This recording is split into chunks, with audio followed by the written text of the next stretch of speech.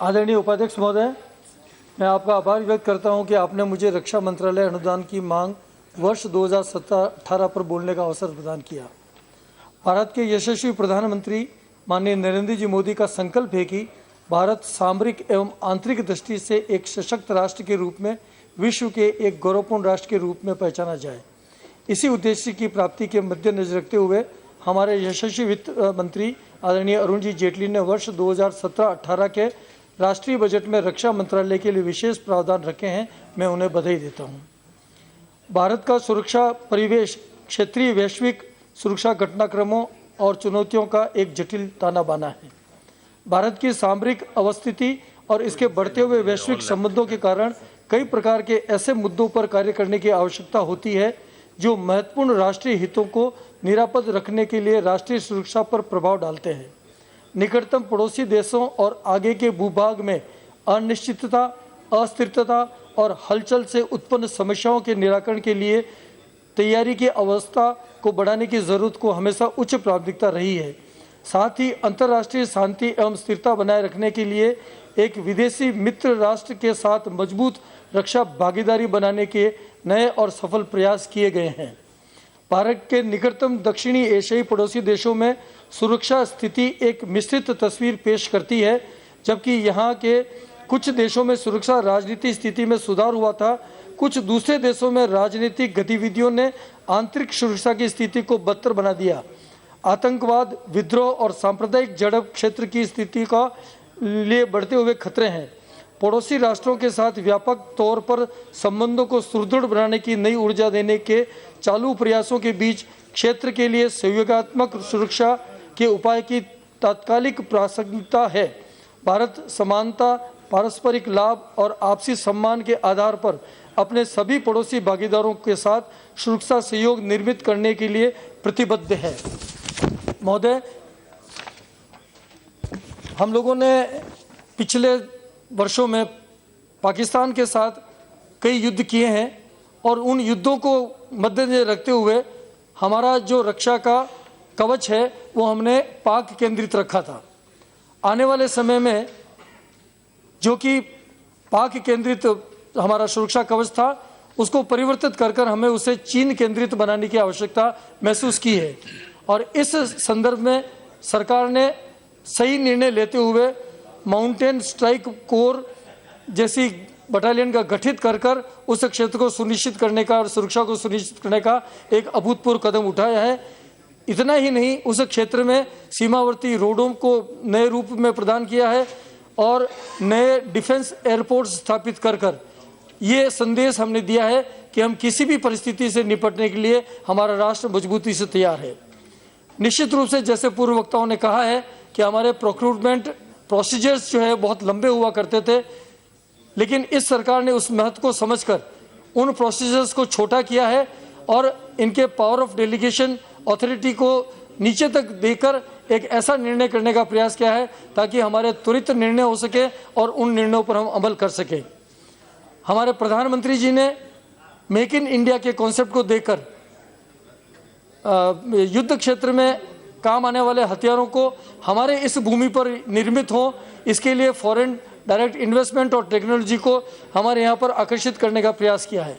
महोदय, एक प्रश्न उठता है कि स्पेस सेक्टर में हमारे भारत ने पिछले दिनों एक बहुत बड़ा कारनामा करके 104 सैटेलाइट्स एक साथ छोड़कर एक विश्व कीर्तिमान स्थापित किया है और विश्व गुरु के रूप में स्पेस सेक्टर में हम लोगों ने अपना स्थान निश्चित किया है।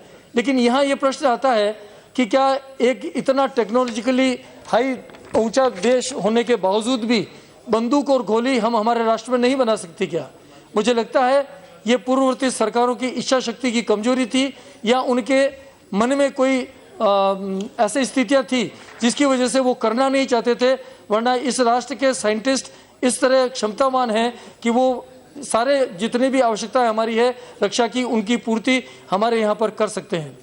हमारे प्रधानमंत्री जी ने हमारे सैनिकों की एक बहुत लंबी मांग जो रैंक 1 पेंशन की थी उसको स्वीकार करते हुए उसकी तरफ कदम बढ़ाए हैं, कुछ निर्णय लिए हैं और कुछ समस्याएं जो अभी रास्ते में आ रही है उनकी समितियां गठित कर उनके निर्णय को करने का एक अच्छा संदेश हमारे राष्ट्र में दिया है। हमारे पूर्व सैनिकों के तरफ ये उनकी बढ़े हुए कदम उनके सम्मान की दृष्टि से बहुत मजबूत कदम है।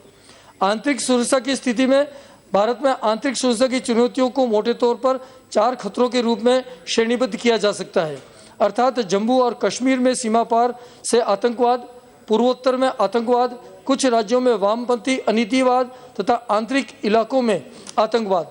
सरकार इन खतरों से निपटने के लिए योजनाबद्ध तथा कठोर कदम उठा रही है और इसके परिणाम स्वरूप देश में आंतरिक सुरक्षा की स्थिति पूरी तरह नियंत्रण में है। आंतरिक इलाकों में आतंकी हमलों में तथा वामपंथी अनीतिवाद के द्वारा बढ़ाई दी गई हिंसा में भारी कमी आई है। तथापि जम्मू और कश्मीर तथा पंजाब में गतिविधियां विशेषकर सीमा पार से आतंकी हमले तथा हथियारों और नशीले पदार्थों की तस्करी एक चिंता का विषय है। बाहरी एवं आंतरिक सुरक्षा के संदर्भ में सभी तथ्यों को मद्देनजर रखते हुए माननीय वित्त मंत्री जी ने सीमाओं की चौकसी के साथ राष्ट्रीय सुरक्षा की चुनौतियों को देखते हुए रक्षा बजट में 10% का इजाफा किया है। पिछले वर्ष के रक्षा बजट 2.58 लाख करोड़ को बढ़ाते हुए वर्ष 2017-18 के बजट प्रावधानों में 2,74,114 करोड़ का आवंटन किया है। लंबे समय से सेनाओं के आधुनिकीकरण की आवश्यकता को महसूस किया जाता रहा है।